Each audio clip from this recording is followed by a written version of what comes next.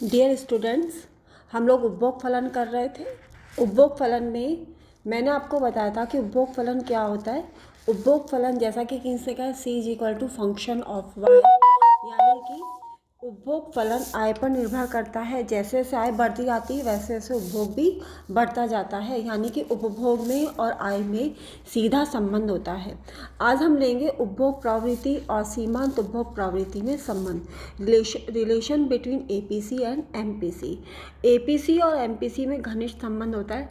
रेखीय उपभोग फलन के अंतर्गत जब शून्य आय पर भी उपभोग धनात्मक होता है, अर्थात C is equal to A plus B Y होने पर शून्य आधार पर एपीसी अनंत और इसके बाद गिरती हुई होती है तथा एपीसी एमपीसी से अधिक होती है।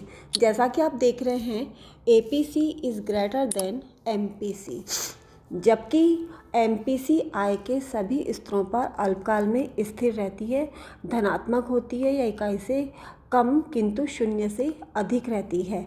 अर्थात 0 is less than MPC is less than 1 या MPC is less than 0 but less than 1।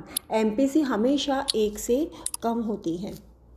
जैसा कि आप डायग्राम में भी देख रहे हैं, एपीसी और एमपीसी हमने ओ एक्स एक्सिस पर इनकम को शो किया है और ओ वाई एक्सिस पर हमने उपभोग को शो किया है, और हमारा ये कर्व जो है वो मूल बिंदु से थोड़ा ऊपर की ओर है। C is equal to A plus B Y. C consumption को बताता है, एक कांस्टेंट वेरिएबल है, यानी कि उपभोगकर्ता आय कितनी भी कम हो, कितनी भी शून्य हो, लेकिन उपभोग तो करता ही करता है, चाहे वो उधार लेके करे, चाहे वो कैसे भी करे, लेकिन उपभोग कभी भी शून्य नहीं होता है। इसलिए हमारा उपभोग कर्व जो है हमेशा मूल बिंदु से ऊपर की ओर निकलता हुआ होता है। तो यहाँ पे देखिए, APC is falling, MPC constant है, तो APC is equal to MPC है।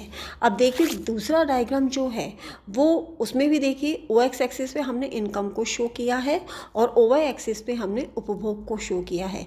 यहाँ पे देखिए हमारा कंजप्शन कर्व जो है C is equal to B Y, तो यहाँ पे सी कंजप्शन को बताया, बी कांस्टेंट को, और बी और वाई हमारे इनकम को बता रहा है।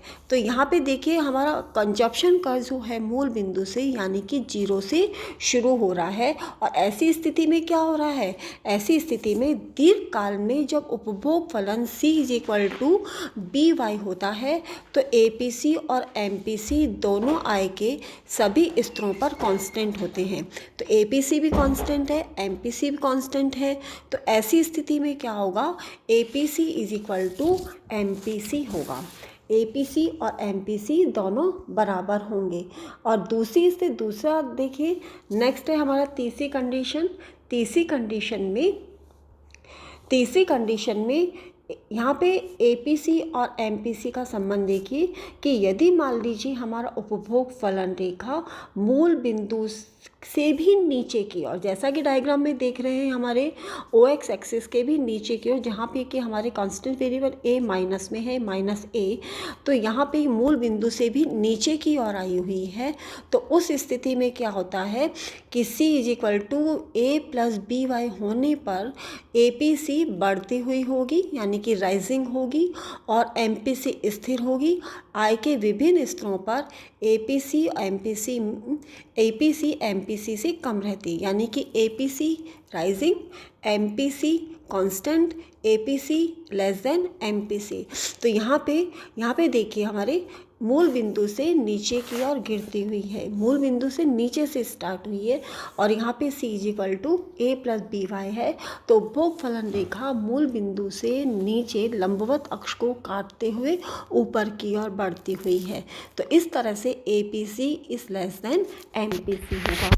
अब देखिए हमने 3 डायग्राम देखे, तीनों ही डायग्राम्स में पहले डायग्राम में क्या था, एपीसी स्थिर थी, एपीसी गिरती हुई थी, एमपीसी से अधिक थी, तो ऐसी स्थिति में एमपीसी स्थिर हो गई। दूसरे डायग्राम में हमने देखा एपीसी स्थिर है और एमपीसी के बराबर है, तो उस स्थिति में भी हमारे एमपीसी स्थिर है। तीसरे डायग्राम में एपीसी बढ़ती हुई है किंतु एमपीसी से कम है तो भी ये स्थिर है। तो इस तरह से हमने देखा एपीसी और एमपीसी में एक प्रमुख संबंध को। अब इसके बाद में हम ले लेंगे कीन्स का उपभोग का मनोवैज्ञानिक नियम। कीन्स के उपभोग का मनोवैज्ञानिक नियम हम ले लेंगे नेक्स्ट टर्म पे।